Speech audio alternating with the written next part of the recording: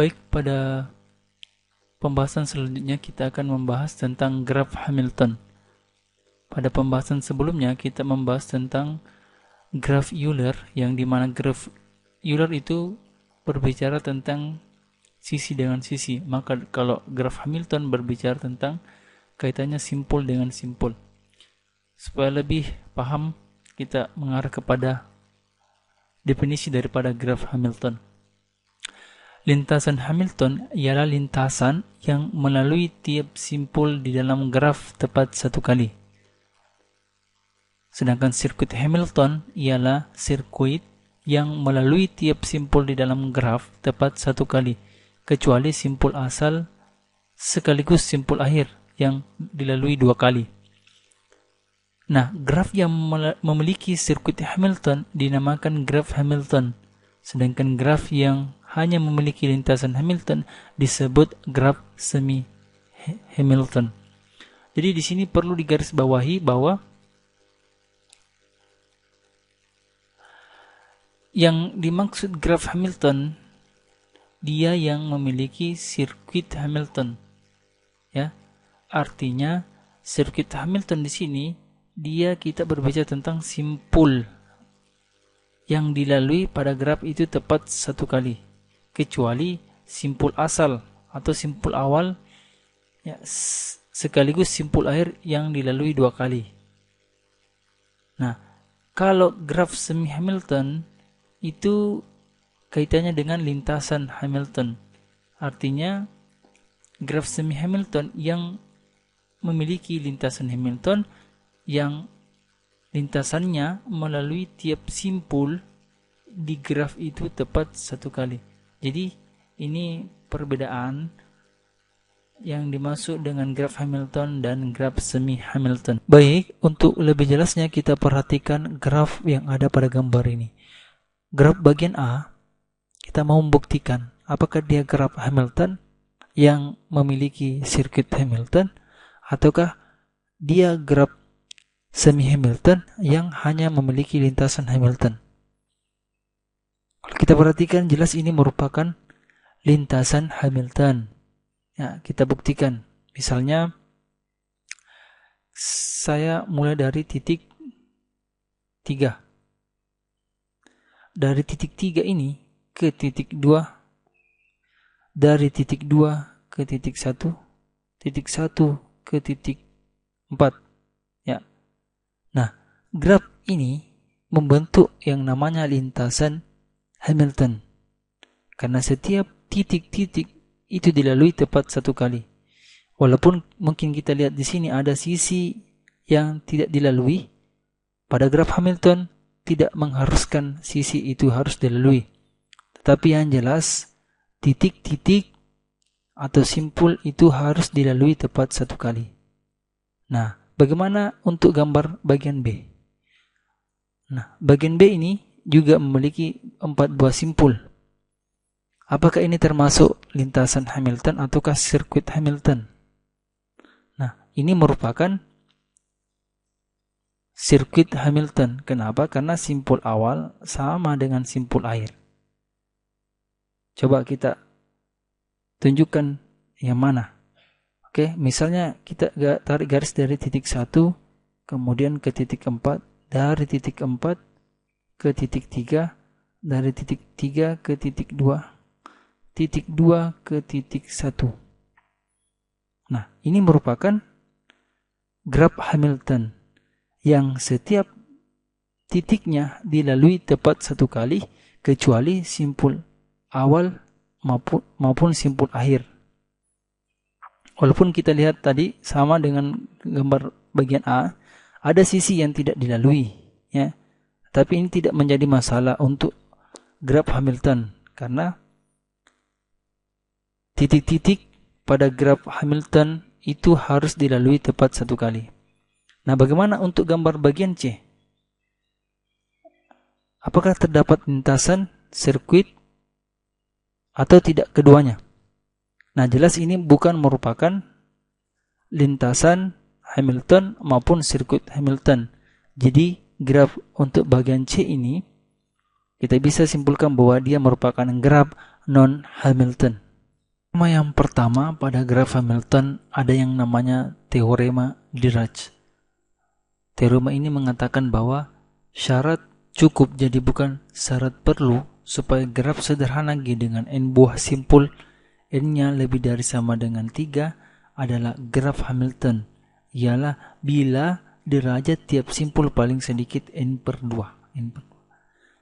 yaitu derajat simpulnya lebih dari sama dengan n/2 untuk setiap simpul V dan V di G. Nah, ini ada beberapa contoh graf. Yang pertama graf I dengan n-nya sebanyak 3, jadi simpulnya sebanyak 3 dengan tiap simpul memiliki derajat 2. Dan graf I dengan simpul sebanyak 4 dengan tiap simpul memiliki derajat 2. Nah, ketika kita ini kan n-nya 4, kita masukkan di sini paling sedikit ya, muncul n/2. Jadi 4/2, maka derajatnya itu lebih besar atau sama dengan 2. Nah, bagaimana kalau sirkuit yang memiliki simpul n-nya ini sebanyak 5? Di sini ada keterangannya. Ya, graf dengan simpul 5 ini dengan tiap simpul memiliki derajat 2. Nah, 2 kurang dari 5/2. Jadi tidak memenuhi teorema. Jadi syarat ini cukup, jadi bukan syarat perlu. Jadi artinya bahwa ada buah simpul yang ketika kita masukkan itu tidak memenuhi syarat ini, dp lebih dari sama dengan n/2. Nah, itu. Baik, pada teorema selanjutnya, yakni teorema Ore.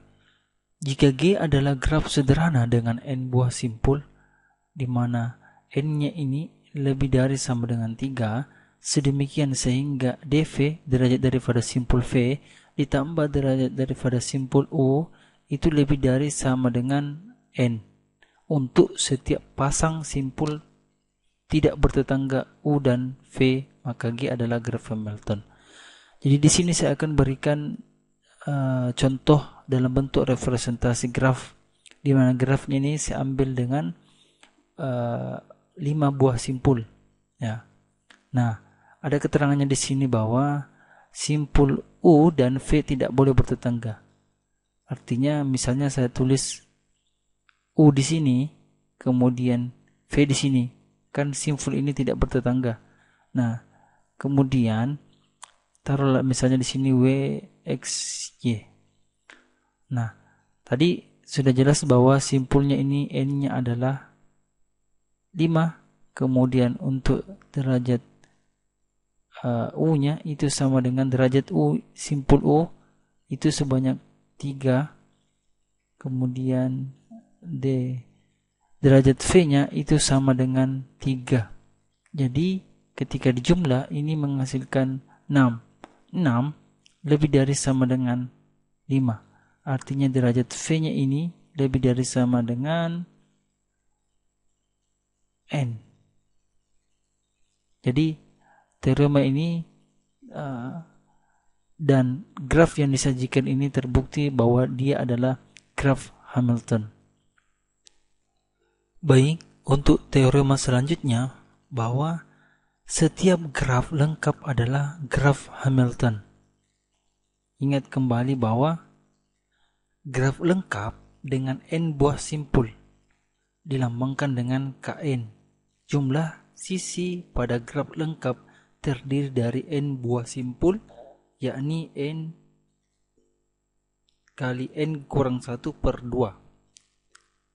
Jadi langsung saja kita buktikan dengan representasi dari graf. Nah, graf lengkapnya di sini dengan n1, di sini n2 dengan buah simpul 2, di sini n-nya 3, di sini n-nya 4, di sini n-nya 5. Nah, ketika kita melihat graf Hamilton adalah ya ketika jumlah sisi-sisinya yang dilewati itu tepat satu kali, ya, dan simpul awal sama dengan simpul akhir. Ya, jadi jelas ini merupakan graf Hamilton karena setiap titik yang dilalui tepat satu kali. Baik, sekarang kita masuk ke teorema selanjutnya. Teoremanya mengatakan bahwa di dalam graf lengkap G dengan n buah simpul, artinya simpulnya n-nya lebih dari sama dengan 3, terdapat n dikurang 1 faktorial per 2 buah sirkuit Hamilton. Nah, untuk lebih jelasnya kita perhatikan contoh yang ada pada gambar ini. Nah, pada gambar ini ya n-nya itu ya sama dengan 3. Nah, ketika kita masukkan ke dalam persamaan ini, maka n tadi kan 3 dikurang 1 faktorial per 2, sehingga 2 faktorial per 2 sama dengan 2 dikali 1 per 2. Artinya dia memiliki satu buah sirkuit. Nah, bagaimana kalau graf bagian B? Graf bagian B di sini dengan 4 buah simpul. Jadi n-nya sama dengan 4. Kemudian kita masukkan ke persamaan yang ini.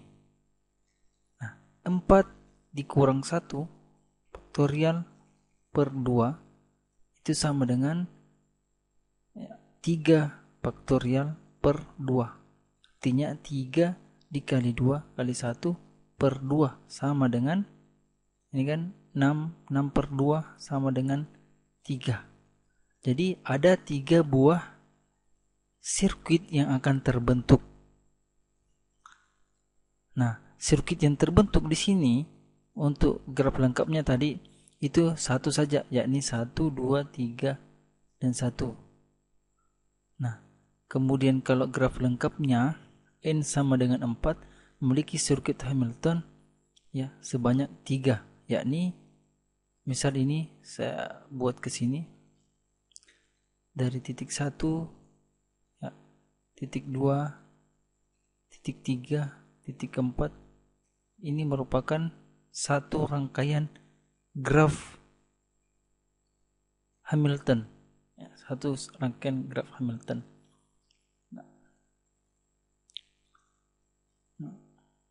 Teorema yang terakhir pada graf Hamilton mengatakan bahwa di dalam graf lengkap G dengan n buah simpul n lebih dari sama dengan 3 dan n-nya ganjil, terdapat n kurang 1 per 2 buah sirkuit Hamilton yang saling lepas.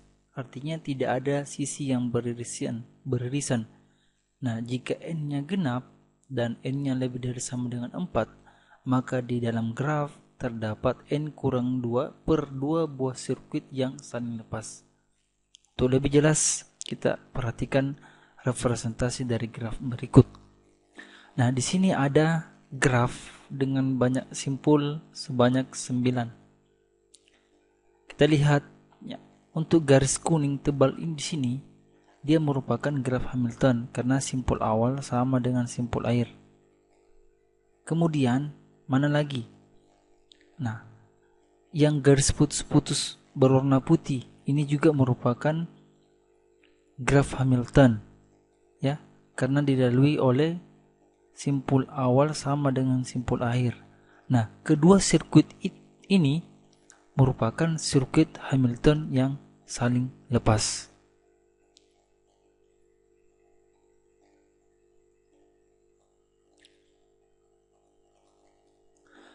Baik, itu tadi pembahasan mengenai graf Euler dan graf Hamilton. Semoga bermanfaat bagi kita semua. Terima kasih. Assalamualaikum warahmatullahi wabarakatuh.